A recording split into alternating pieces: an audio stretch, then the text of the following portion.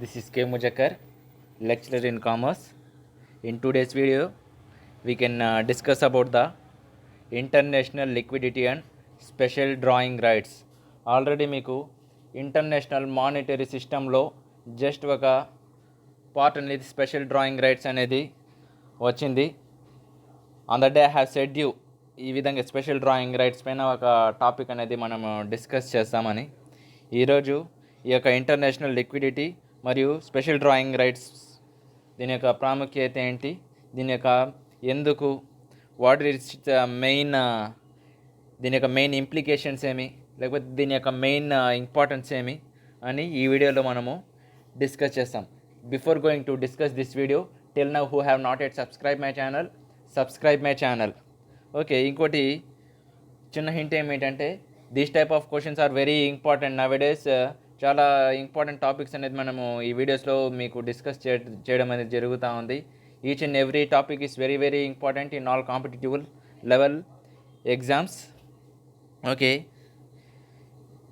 Yesterday in previous టాపిక్స్లో మనం ఏం డిస్కస్ చేసినామంటే nominal and real exchange rates గురించి డిస్కస్ చేసినాము. Hope you all watch the topic. Okay, however నేను ఒక చిన్నగా ఈ nominal and real exchange rates గురించి ఒక రివైజ్ చేసుకొని ఈ టాపిక్కి వెళ్ళిపోదాం. Okay, here nominal and real exchange rate is nothing but you can discuss here. Nominal exchange rate is the amount of domestic currency need to purchase foreign currency. Nominal exchange rate అంటే ఏం లేదు, అది కూడా ఒక amount of domestic currency లాంటిదే. అది ఎందుకు ఆ యొక్క ఎక్స్చేంజ్ రేట్ యూస్ చేసుకుంటామంటే ఆ యొక్క ఫారిన్ కరెన్సీని పర్చేస్ చేయడానికి.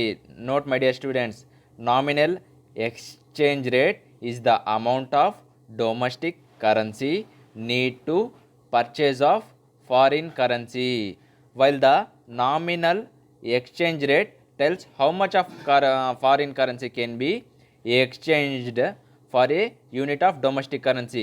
ఇంకోటి నామినల్ ఎక్స్చేంజ్ రేట్ ఏం చెప్తుందంటే మనకి ఫారిన్ కరెన్సీకి మనం ఏం చేస్తున్నాము, ఈ నామినల్ ఎక్స్చేంజ్ రేట్లో ఫారిన్ కరెన్సీని పర్చేస్ చేస్తున్నాం. ఇక్కడ ఎంత యూనిట్కి ఎక్స్చేంజ్ చేసుకుంటున్నామని కూడా మనకు చెప్తుంది. క్యాలిక్యులేషన్స్ పరంగా మనం ఫార్ములా అనేది డిస్కస్ చేసుకున్నాము. ఇక్కడ ఏం చెప్తుందంటే how much of foreign currency, ఎంత ఫారిన్ కరెన్సీ మనము ఆ యొక్క పర్టికులర్ యూనిట్ ఆఫ్ డొమెస్టిక్ కరెన్సీకి ఎంత యూనిట్ అనేది ఎక్స్చేంజ్ చేసుకున్నాము అని గురించి కూడా ఈ నామినల్ ఎక్స్చేంజ్ రేట్ అనేది చెప్తుంది. దాంతోపాటు రియల్ ఎక్స్చేంజ్ రేట్ ఏమిటంటే how much of goods and services in the domestic country can be exchanged for the goods and services. First దాంట్లో నామినల్ ఎక్స్చేంజ్ దాంట్లో జస్ట్ మనము ఈ యొక్క కరెన్సీస్ పైనే డొమెస్టిక్ కరెన్సీ ఫారిన్ కరెన్సీ మధ్య జరుగుతుంది. ఇక్కడ రియల్ ఎక్స్చేంజ్ రేట్స్లో how much of the goods and services in the domestic country can be exchanged for the goods and services in the foreign country. మన యొక్క గూడ్స్ అండ్ సర్వీసెస్కి వాళ్ళ యొక్క foreign country యొక్క గూడ్స్ అండ్ సర్వీస్కి దాని మధ్య యొక్క ఎక్స్చేంజ్ గురించి ఎక్స్ప్లెయిన్ చేయడం అనేది జరుగుతుంది. ఒకసారి నోట్ చేసుకోండి. ఓకే, మనం వీడియోలో వెళ్ళిపోతాం. ఇక్కడ international liquidity, what is mean by international liquidity అంటే ఇక్కడ మనము చూస్తాం. ఫస్ట్ ఆఫ్ ఆల్ నేను ఒక ఇంట్రడక్షన్ పార్ట్ అనేది చెప్తాను. Here the term international liquidity, the term అంటే ఇంటర్నేషనల్ లిక్విడిటీ అంటే ఏం లేదు, ఇది కూడా మీరు నోట్ చేసుకోండి. The term international liquidity means all the financial resources and facilities that are available. The term international liquidity means all the financial resources and facilities that are available to monetary authorities of individual countries for financing the deficits in their international balance of payments, BOP అంటారు. When all other sources of supply of foreign funds prove insufficient to ensure a balance in international payments.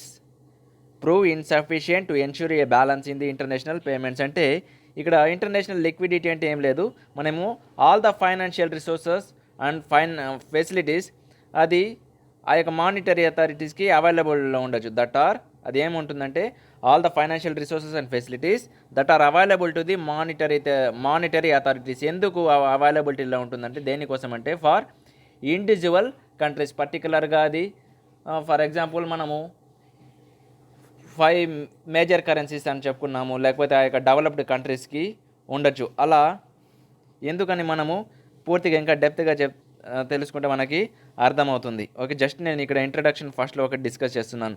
ఈ యొక్క financial resources కానీ facilities కానీ అది ఎవరికి అవైలబిలిటీలో ఉంటుందంటే ఆ యొక్క కన్సర్న్ మానిటరీ అథారిటీస్కి ఉంటుంది ఆఫ్ ఇండివిజువల్ కంట్రీస్. అంటే ఒక్కొక్క కంట్రీకి ఒక్కొక్క ఇండివిజువల్ మానిటరీ అథారిటీస్ ఉంటుంది. ఎందుకు అంటే ఫర్ ఫైనాన్సింగ్, ఇది ఎందుకు ఇంటర్నేషనల్ లిక్విడిటీ ఎందుకు యూజ్ చేసుకుంటారంటే for financing the deficits in their international balance of payments.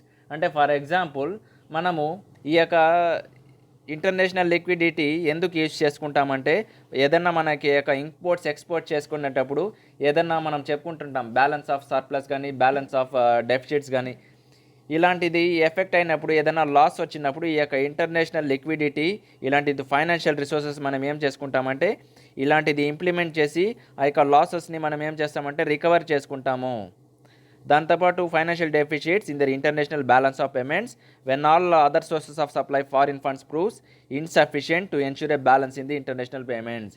ఇప్పుడు ఫర్ ఎగ్జాంపుల్ వేరే ఇవి కాకుండా ఇంటర్నేషనల్ లిక్విడిటీ ఒకవేళ లేదు అనుకొని మనం అజంప్షన్ వేసుకుందాం, వేరే ఫారిన్ ఫండ్స్ ఏమన్నా ఉన్నాయి, ఇప్పుడు ఆల్రెడీ డెఫిసిట్ వచ్చింది బ్యాలెన్స్ ఆఫ్ పేమెంట్స్లో, వేరేది ఏమన్నా ఫారిన్ ఫండ్స్ అనేది మనకి ఇన్సఫిషియెంట్గా ప్రూవ్ అయిపోయింది అనుకున్నాం, అది కూడా ఆ యొక్క డెఫిసిట్ని రికవర్ చేయలేకపోయింది. అలాంటి సిచ్యువేషన్స్లో ఇది ఇంటర్నేషనల్ లిక్విడిటీ అండ్ అంటే ఇక్కడ ఇంటర్నేషనల్ లిక్విడిటీ అంటే మనం ఏమంటున్నాం ఆల్ ఫైనాన్షియల్ రిసోర్సెస్ అంటున్నాం. అంటే ఇది ప్రతి ఒక్కరికి ఆ యొక్క ఫెసిలిటీస్కి సపోర్ట్ చేస్తుంది. అలాంటి సిచ్యువేషన్స్లో ఇది ఈ యొక్క ఫారిన్ ఫండ్స్ అనేది ఇన్సఫిషియెంట్గా ప్రూవ్ అయినట్టయితే మనం ఇది ఏం చేస్తున్నామంటే ఈ ఇంటర్నేషనల్ లిక్విడిటీతో దాంతో మనము రికవర్ అనేది చేసుకుందాం. ఇప్పుడు మనము ఈ యొక్క ప్రాక్టికల్గా వెళ్ళిపోతాం ఇక్కడ నుంచి. International liquidity is defined as the aggregate అంటే combine, not a single, aggregate stock of internationally acceptable assets. ఇప్పుడు నేనేమన్నాను ఫారిన్ ఫండ్స్ అంటే అది ప్రత్యేకంగా కొంతవరకే ఉండొచ్చు, కాకపోతే ఇది ఇంటర్నేషనల్ లిక్విడిటీ కాబట్టి ఓవరాల్గా ఇంటర్నేషనల్లీ యాక్సెప్టబుల్ అసెట్స్ అనమాట. అందుకని ఏదైనా సరే అక్కడ బ్యాలెన్స్ ఆఫ్ పేమెంట్స్లో డెఫిసిట్ వచ్చిందంటే కంపల్సరీ మనము రికవర్ చేసుకోవడానికి అవకాశాలు ఉన్నాయి. ఇది ఎవరు హెల్డ్ చేస్తారంటే it is held by central bank. అంటే నేనేమన్నాను ఆ యొక్క కన్సర్న్డ్ మానిటరీ అథారిటీస్కి ఇది అవైలబిలిటీలో ఉంటుంది అని చెప్పినాను. అంటే ఇక్కడ కన్సర్న్ మానిటరీ అథారిటీస్ ఎవరు ఉండొచ్చు, ఆ యొక్క సెంట్రల్ బ్యాంక్. ఫర్ ఎగ్జాంపుల్ మనకి ఇండియాకి like Reserve Bank of India. ఇది రిజర్వ్ బ్యాంక్ ఆఫ్ ఇండియా ఏం చేస్తుందంటే ఆ యొక్క central bank to settle A deficits, అంటే ఆ యొక్క లాసెస్ని రికవర్ చేస్తుంది. ఇదే యొక్క లాసెస్ని రికవర్ చేస్తుంది మన యొక్క కంట్రీస్ యొక్క బ్యాలెన్స్ ఆఫ్ పేమెంట్స్ యొక్క లాసెస్ని రికవర్ చేస్తుంది. ఇంటర్నేషనల్ లిక్విడిటీ అంటే nothing but it is an aggregate of the stock of the, ఇది ఓవరాల్గా ఇంటర్నేషనల్లీ యాక్సెప్టబుల్ అసెట్స్, ఇది అంటే overall availability of financial resources and facilities అది ఎవరు అవైలబిలిటీలో ఉంటుందంటే that are held by the central bank or like monetary authorities. For example మన home country తీసుకున్నట్టయితే like Reserve Bank of India ఎందుకు యూజ్ చేసుకుంటుందంటే to settle a losses in A countries balance of payments. ఇది very very important topic and also an interview question.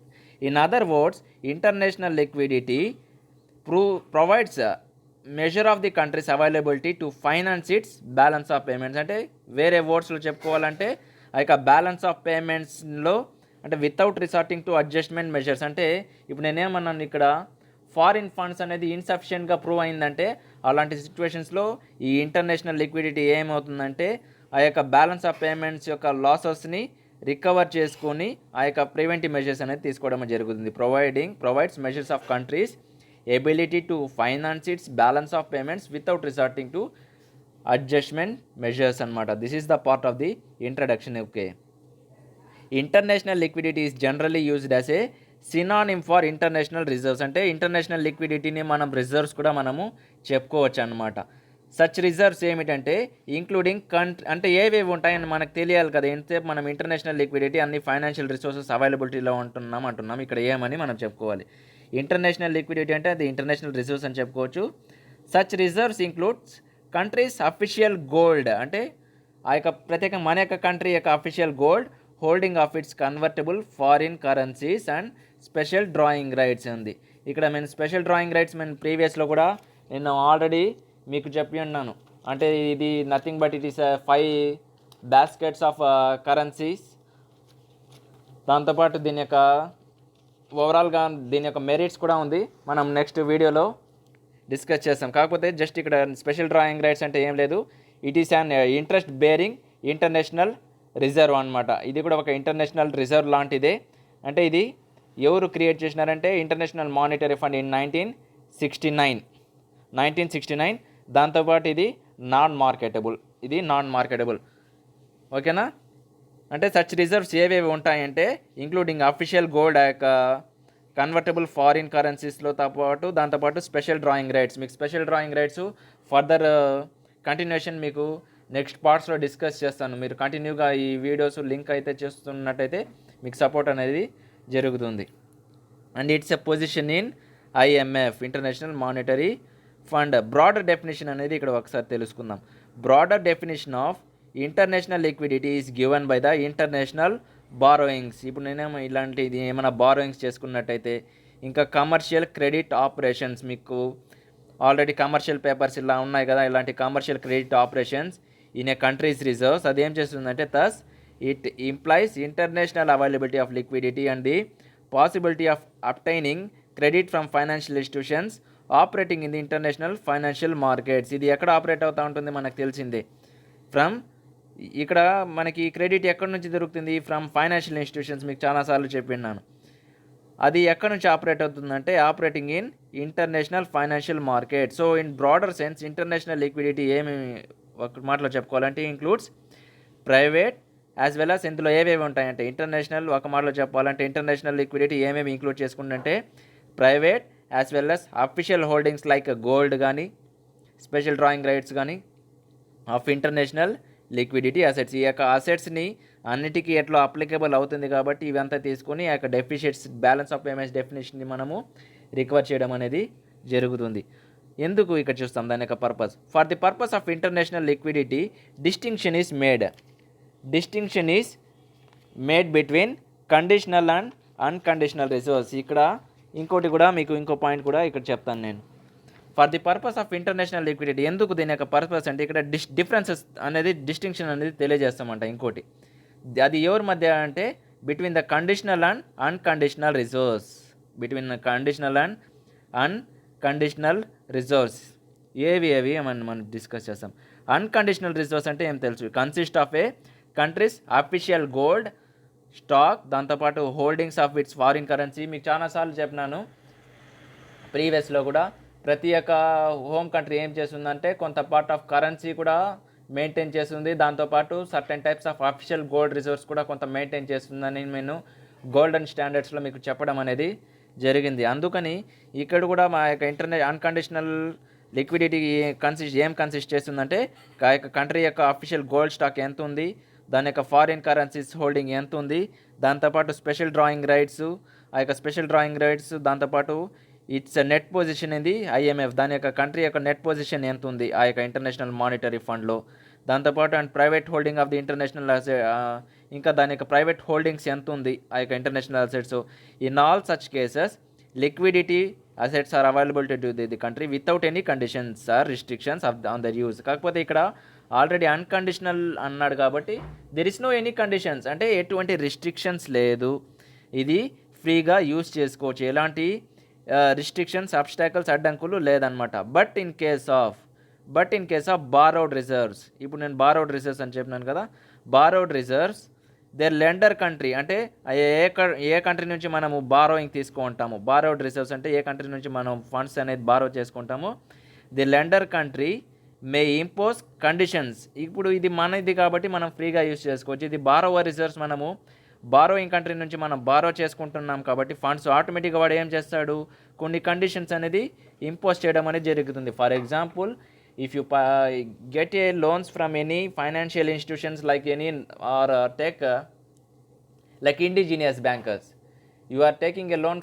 from some indigenous bankers, what he will do, he will impose some certain conditions, yes or no, what is the time of the payment, what is the interest of it, and what is the terms and conditions, what is the maturity. Same here also, when you are borrowing a funds from borrowed reserves, the lender country may impose certain restrictions on the use of liquid assets by borrowing country. ఆ యొక్క liquid assets కొన్ని borrowing కంట్రీకి చేయడం అనేది జరుగుతుంది అనమాట. Many international financial institutions provides funds on the conditional basis.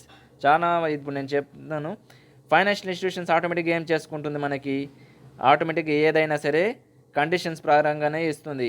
There is no any free. Of course international financial institutions provides funds on conditional basis. ఎందుకు అని ఇక్కడ చూస్తాం, for specific project and on specific repayment. అంటే అన్నిటికీ కాకుండా కొన్ని ఏ దానికైతే ఎక్కువ వాల్యూ ఉంటుందో దాని యొక్క specific project and on specific repayment provision of the borrowing country. ఎందుకంటే కొన్ని స్పెసిఫిక్ టర్మ్స్లో ఉండేటప్పుడు, కొన్ని స్పెసిఫిక్ బ్యాలెన్స్ ఆఫ్ పేమెంట్స్లో డెఫిసిట్ ఉండేటప్పుడు అవి మాత్రమే మనం తీసుకుంటాం. అందుకని అన్కండిషనల్ అండ్ కండిషనల్కి మనం డిఫరెన్సెస్ అనేది నేర్చుకోవడం అనేది జరుగుతుంది. నెక్స్ట్ ఇక్కడ the problem of international liquidity. The problem of international liquidity arises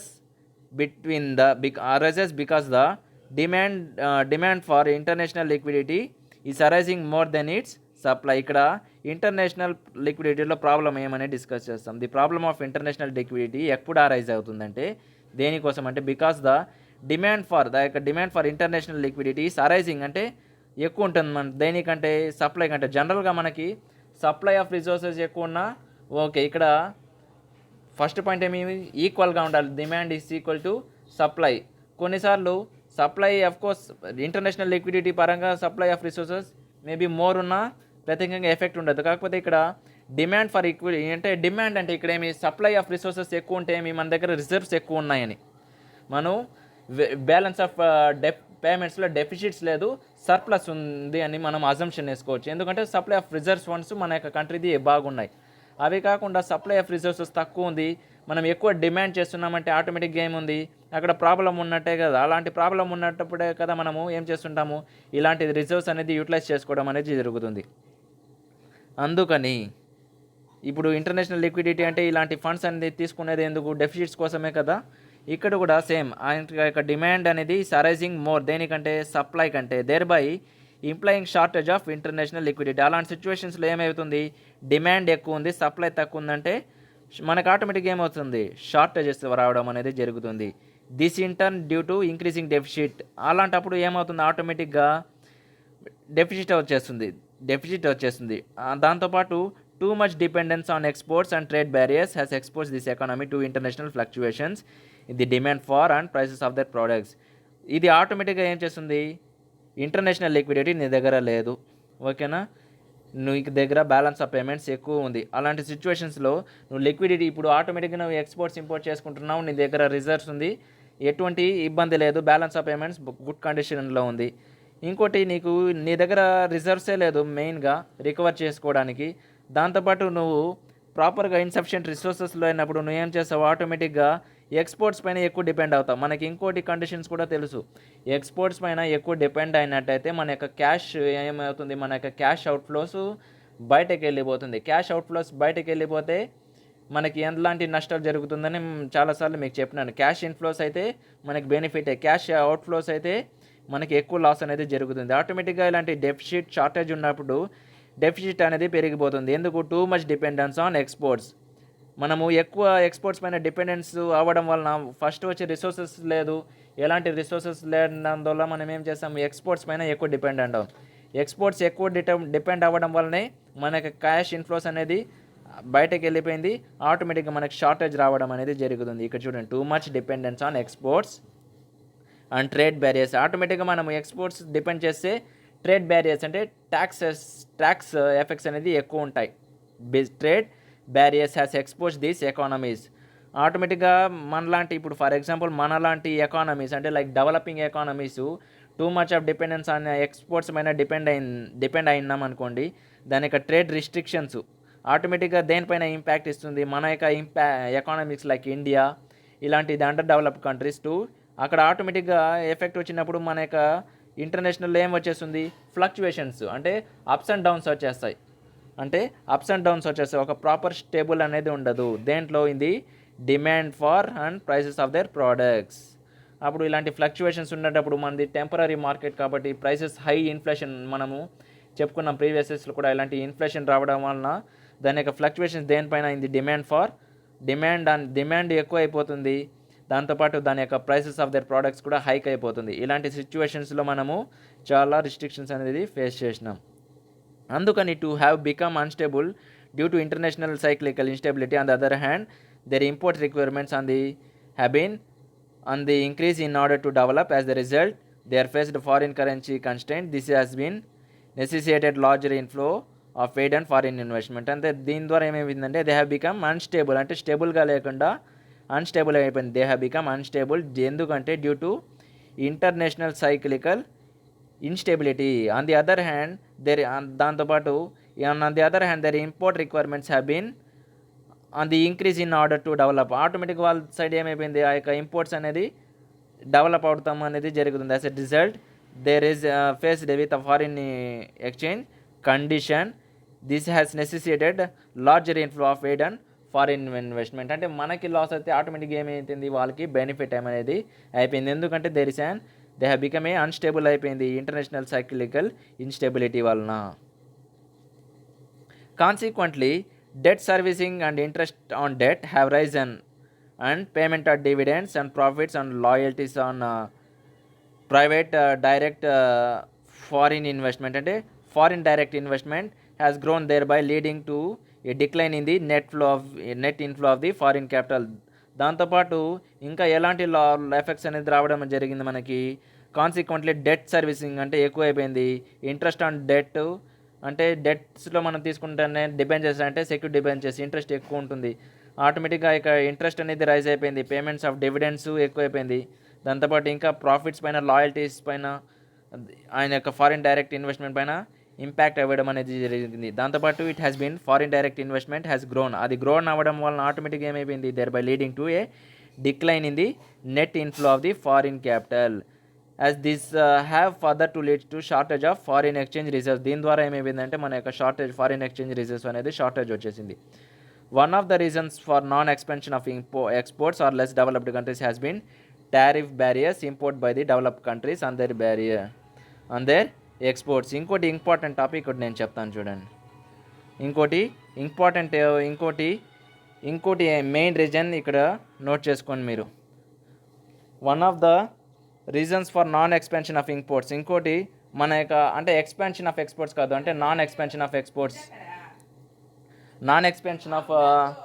exports of less developed countries has been tariff barriers. అంటే మనము ఆటోమేటిక్గా వేరే కంట్రీస్ నుంచి మనము ఇంపోర్ట్ చేసుకున్నాం అనుకుందాం, ఆటోమేటిక్గా ట్యాక్సెస్ ఎక్కువ అవడం వలన ఏమవుతుంది, బర్డన్ అనేది పెరుగుతుంది. అంటే on the reasons of non expansion of exports of less developed countries, అంటే మనం ఏం చేస్తున్నాం, ఇంకో సైడు మనం అనేది ఎక్స్పోర్ట్స్ చేయడం అనేది జరగడం లేదు. అంటే ఎక్స్పాన్షన్ అంటే గ్రోతింగ్, నాన్ ఎక్స్పాన్షన్ అంటే దాని యొక్క opposite.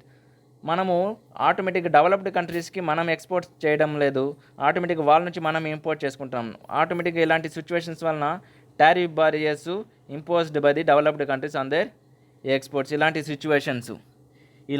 Situations one of the reasons for non expansion of exports of less developed countries has been tariff barriers imports by the developed countries on their exports. అంటే ఇంకోటి ఏమి చేయడం అంటే ఇంకో ఎగ్జాంపుల్ ఏమిటంటే ఇక్కడ మనం ఎక్స్పోర్ట్ చేసుకున్నామంటే ఆటోమేటిక్గా ఆ యొక్క ట్యాక్స్ రిస్ట్రిక్షన్సే ఎక్కువ ఉంటాయన్నమాట. అలాంటిది కూడా ఒక ఎఫెక్ట్ అనేది మనం చెప్పుకోవచ్చు.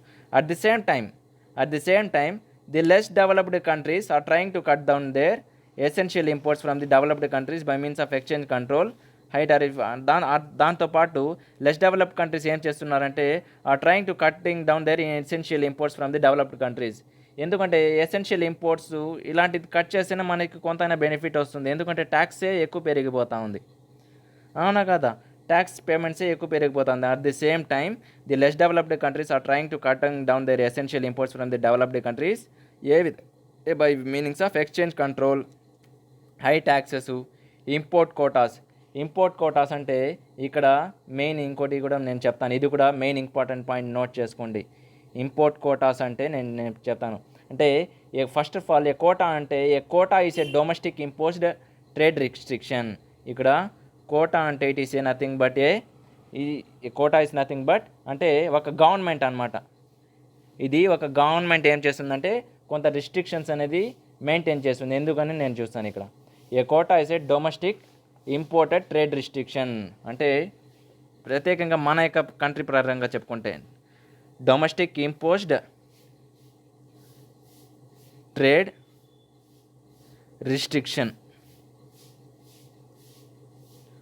ట్రేడ్ రిస్ట్రిక్షన్ అదేం చేస్తుందంటే that limits the number or monetary value of goods that a country can import or export. అంటే ప్రత్యేకంగా మనం ఎంత ఇంపోర్ట్ చేసుకోవాలి, ఎంత ఎక్స్పోర్ట్ చేసుకోవాలి ఆ పర్టికులర్ పీరియడ్కి, ఇంకా పర్టికులర్ కంట్రీస్కి కొంత ఇంపోర్ట్ చేయడం అనేది జరుగుతుంది. Sometimes impose on them on కొన్నిసార్లు స్పెసిఫిక్ ప్రోడక్ట్స్ పైన కూడా ఇంపోర్ట్ చేయడం అనేది జరుగుతుంది. ఎందుకు ఇలాంటిది ఇంపోర్ట్ కోటాస్ అంటే ఇక్కడ చెప్తాను నేను. ఇప్పుడు ఫర్ ఎగ్జాంపుల్ మనము లెస్ డిపెండెన్సీ అయితేనే మనకి క్యాష్ ఇన్ఫ్లోస్ అనేది జరగడం జరుగుతుంది. ఒకవేళ మనము ఇంపోర్ట్స్ ఎక్స్పోర్ట్స్ చేయకపోయినా పర్లేదు, దాంతోపాటు మనము వాళ్ళ నుంచి మనము తక్కువ ఇంపోర్ట్స్ చేసుకుంటే మనకి క్యాష్ ఇన్ఫ్లోస్ బయట రాకుండా అంటే మన యొక్క కరెన్సీస్ మనతోనే సేఫ్గా ఉంటుంది. అవునా కదా, ట్యాక్సెస్ ఎలాంటి రిస్ట్రిక్షన్స్ అనేది ఉండదు. అందుకని ఈ కోటా అనేది డొమెస్టిక్ ఇంపోజ్డ్ ట్రేడ్ రిస్ట్రిక్షన్స్ ప్రత్యేకంగా మన యొక్క హోమ్ కంట్రీ ఏం చేస్తుందంటే ఇంప్లిమెంట్ చేసుకుంటుంది. అంటే ప్రత్యేకంగా ఒక పర్టికులర్ పీరియడ్కి లేకపోతే పర్టికులర్ కంట్రీస్కి. ఎందుకంటే సమ్టైమ్స్ ఇంపోజ్ ఆన్ దెమ్ కొన్ని స్పెసిఫిక్ ప్రోడక్ట్స్కి అంటే కొన్ని హై వాల్యుబుల్ ప్రోడక్ట్స్కి. ఎందుకంటే టు రెడ్యూస్ ఇంపోర్ట్స్ కొన్ని high value of current goods మనం ఇంపోర్ట్ చేసుకున్నట్టయితే ఆటోమేటిక్గా మనము అందుకనే కదా మనం ప్రీవియస్లో కూడా కంపారిటివ్ అడ్వాంటేజ్ థియరీ అనేది చదవడం అనేది జరిగింది. ఏది బెస్ట్ ఉందో ఏదైతే మనము ఉందో అవి మాత్రమే మనం తీసుకుంటాము. ఎందుకంటే ఇది దాంతోపాటు ఇంపోర్ట్స్ తగ్గిస్తాము, దాంతోపాటు మన యొక్క ఇక్కడ రెడ్యూస్ ఇంపోర్ట్స్ కోటా అంటే కొంత రిస్ట్రిక్షన్ అనేది పర్టికులర్ స్పెసిఫిక్ ప్రోడక్ట్స్ అనేది చేయడం జరుగుతుంది. ఎందుకంటే first of all reduce imports అంటే డెవలప్డ్ కంట్రీస్ నుంచి మనం ఇంపోర్ట్స్ తగ్గిస్తాం, ఫస్ట్ పాయింట్. సెకండ్ పాయింట్ ఏమిటంటే ఇంక్రీజ్ ఇన్ డొమెస్టిక్ ప్రొడక్షన్, మన యొక్క డొమెస్టిక్ ప్రొడక్షన్ని ఇంక్రీజ్ చేస్తాము. అది సెకండ్ పాయింట్, మన యొక్క ప్రొడక్షన్ని ఇంక్రీజ్ చేయడం అనేది జరుగుతుంది. That is one of the అంటే ఒక ప్రత్యేకంగా ఒక ఫిజికల్ లిమిట్ అనేది పెడతాం అనేది జరుగుతుంది. దాంతోపాటు ఓకే నెక్స్ట్ అనదర్ రీజన్ ఏమిటంటే behind the problem of the international liquidity is that majority of developed countries have surpluses in their balance of payments. ఇంకోటి మేజర్ ఆఫ్ డెవలప్డ్ కంట్రీస్ ఏముంది, దాని యొక్క సర్ప్లసెస్ ఉంది, దేంట్లో వాళ్ళ యొక్క balance of payments. Generally there are creditors of the less developed countries and do not take interest in getting rid of their surpluses so as to increase the international liquidity. వాళ్ళు దేనిపైన focus చేస్తారంటే వాళ్ళ యొక్క benefits పైనే focus చేయడం అనేది జరుగుతుంది. మనము నెక్స్ట్ టాపిక్లో కాంపోనెంట్స్ ఆఫ్ ఇంటర్నేషనల్ లిక్విడిటీ అనేది డిస్కస్ చేస్తాము. ఓకేనా, థ్యాంక్స్ ఫర్ వాచింగ్.